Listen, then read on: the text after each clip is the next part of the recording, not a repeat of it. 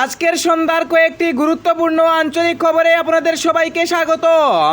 আজ হলো 28শে সেপ্টেম্বর, বৃহস্পতিবার। আজকের সন্ধ্যার কয়েকটি গুরুত্বপূর্ণ খবর হলো: কাছাড়ের দোলাইতে খুনের কাণ্ডে অবশেষে দায় স্বীকার করল রীনা বেগম। 3 দিনের রিমান্ডের পর অবশেষে দায় স্বীকার করা হলো। গত কিছুদিন ধরে বরাক উপত্যকায় একটি আলোচিত ঘটনা হলো কাছাড়ের দোলাইতে খুনের ঘটনা। বিশেষ করে রীনা এবং তার সহপাঠীরা নিজের স্বামীকে খুন করেছে তা নিয়ে বিভিন্ন মহল থেকে বিভিন্ন প্রতিবাদ, ধর্ণা, আন্দোলন এবং শুরু হয়েছিল। অবশেষে 3 দিনের রিমান্ডের পর অবশেষে দায় স্বীকার করেছে রীনা বেগম। রীনা বেগম তিনি নিজে বলেছেন যে তিনি খুন করেছেন। এখনো পর্যন্ত বিভিন্ন তথ্য মতে জানা গেছে যে রীনা বেগমকে যখন রিমান্ডে পুলিশ নিয়ে এসেছিল তখন রীনা বেগম দায় স্বীকার করতে চেয়েছিলেন না। বিভিন্ন সাংবাদিকদের সাথে কথা বলতে গিয়ে রীনা দায় স্বীকার করেছেন না।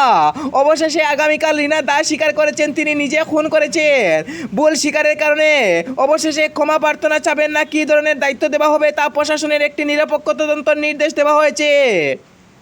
রাজ্যের ধুবড়ী জেলার জন্য ফের গর্জে উঠলেন আসামের মুখ্যমন্ত্রী ডক্টর হিমন্ত বিশ্ব শর্মা। মুখ্যমন্ত্রী doctor Himanta Biswa Sarma shoot and sight order দিয়েছেন।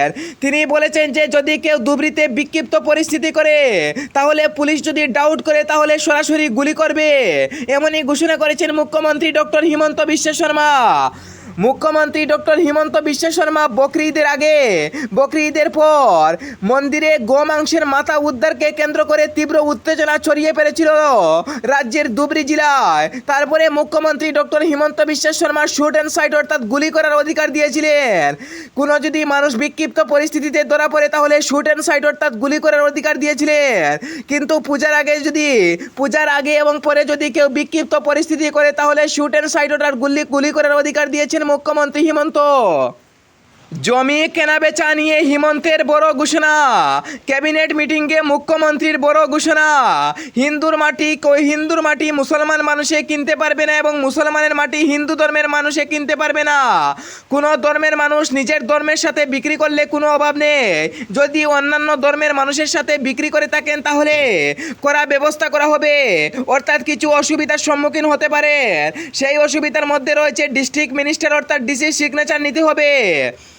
ডিসির সিগনেচার পরে রাজস্ব বিভাগে, তারপরে পুলিশ প্রশাসন আপনার জায়গাটি ঠিক না সঠিক না তা খতিয়ে দেখবে এবং আপনি যে টাকা দিয়ে জায়গায় ক্রয় করছেন সেই টাকাগুলো অবৈধ না বৈধ তা খতিয়ে দেখবে পুলিশরা এবং প্রশাসনের দায়িত্ব কব।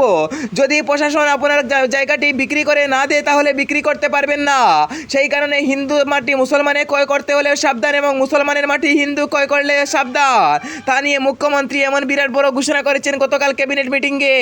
তার আগে অর্থাৎ গত কয়েক মাস আগে এই সিদ্ধান্ত আনার জন্য মুখ্যমন্ত্রী দুর্দান্ত প্রয়াস চালিয়েছেন। গতকাল আনুষ্ঠানিকভাবে সূচনা করেছেন। সাইবার অপরাধী এবং জালিয়াতি রক্ষা করার জন্য কেন্দ্র সরকার এবং রাজ্য সরকার বারবার বিভিন্ন জনসাধারণকে সাবধান করে দিয়েছে। বিশেষ করে সাইবার অপরাধী এবং জালিয়াতির তথ্য বিভিন্ন মানুষ পার্সোনালভাবে মোবাইলে শেয়ার করে থাকেন। সেই পার্সোনাল ডকুমেন্ট এবং অন্যান্য কোনো জিনিস শেয়ার না করার জন্য ইতিমধ্যে সরকারও বিভিন্নবার সাবধান করে দিয়েছে মোবাইলে মেসেজের মাধ্যমে। বিশেষ করে বিভিন্ন জালিয়াতিরা আপনার আধার কার্ড, প্যান কার্ড এবং বিভিন্ন নথিপত্র এবং জনদরদির তথ্য চেয়ে থাকে। সেই সকল জিনিসপত্র অনলাইনে না শেয়ার করার জন্য বিভিন্নবার সরকার জোরালো সাবধান করেছে। বিশেষ করে প্রতি মাসে প্রায় কোটি কোটি টাকার এমন সাইবার অপরাধী এবং জালিয়াতি হচ্ছে তা নিয়ে সতর্ক থাকার নির্দেশ ফের দেওয়া হয়েছে।